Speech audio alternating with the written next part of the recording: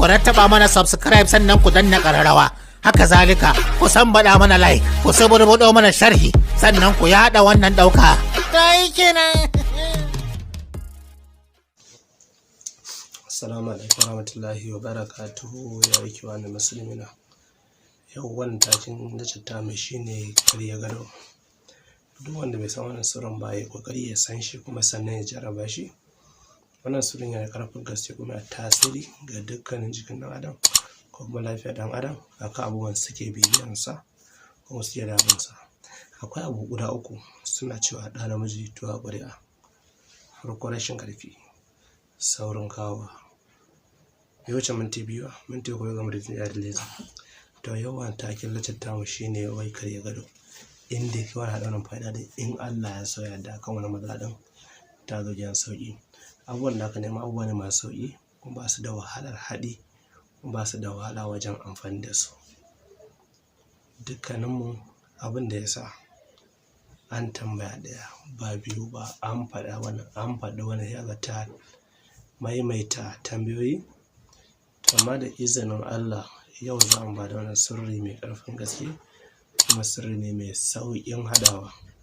Abin da aka nema abubuwa ne masu sauƙi kuma illahi duk inda ka je a faɗin gasar nan ko kuma a faɗin Najeriya insha Allah za ka samu wannan sirrin da izinin Allah. Abin da yake faruwa da aka samu ɗa namiji ba shi da ƙarfin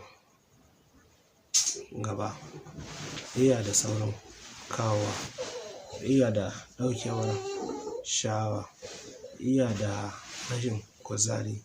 Wani ma sai ya kai ana ta wani wasa da gaba da waye da gabatar shi. Kaga an samu matsalaka ko kuma an samu matsaloli.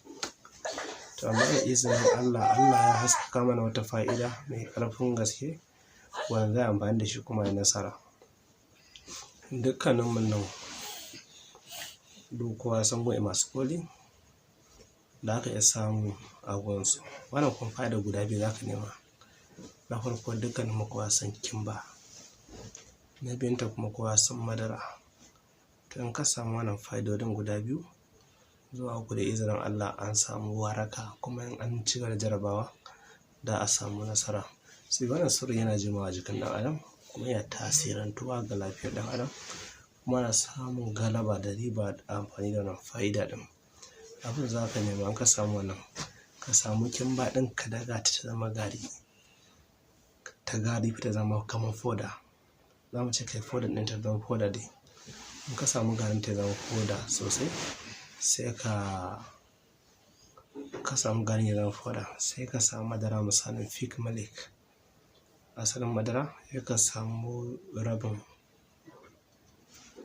rabinta sai ka samu wannan garin kimba ɗin foda ɗin nasa sai ka zuba teaspoon ƙaramin kofi na shayi, cokalin shayi sai ka zuba sai ka gauraya. In ka tabbatar ka gauraya shi ya gaurayu sai kana zubawa a shayi. Sai ka zuba cikin wannan madara ɗin in ka zuba sai ka sha yau. Bai wuce sauran minti 30 ba za ka mana da aure sai ka sha. Gobe haka bai wuce sauran minti 30 ba sai ka samu kamar rabin madara ɗin nan ka samu kimba ɗin nan ita ma garinta sai ka zuba ta ita ma sai a sha. In Allah ya so yadda kai wannan fa'ida ɗin na tsawon kwana uku dai masu sama da kwana 10 jikinka yana ma aiki. Misalin ga ta yi lakwab kamar lagwani ta kau. Misalin ka ji baka jin sha'awa ta kau. Misalin rashin kuzari ta kau. Da izinin Allah ku jarraba wannan fa'ida ɗin da ku tasirantu. Mata ta da mutane daga masu yin tambaya suna iya yin ta ne a comment section ko kuma ga masu buƙatar kayanmu za su bi mata manhaja ta WhatsApp su magana ko kuma ta Telegram ko kuma a bi mu ta WhatsApp group sai mu tattauna akan matsalolinsu. Ga masu son kaya masu yi kiran kanan mu kai tsaye in ba sai ba su ta WhatsApp number ɗinmu za mu tattauna da su in kuma insha Allah da a samu magana duk a inda kake a faɗin duniyar nan.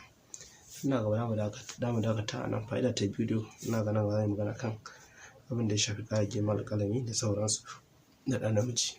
An da mu dakata ba mu san muna mata da mutane kara manta da subscribe da yin like da share ga sauran al'ummar annabi domin samu fana abin sadaka mu shi kawo naira ba kai wa annabin rahama salati shine abin da muke so. Sannan ka kai haɓarin ciki ka tura ƴan wasu masu amfana. Na ga annabi dakata. Allahumma salli ala sayyidina Muhammad wa ala ali Muhammad wa sallim. ربنا آتنا في الدنيا حسنة وفي الآخرة حسنة وقنا عذاب النار. ربنا تقبل منا إنك سميع الدعاء.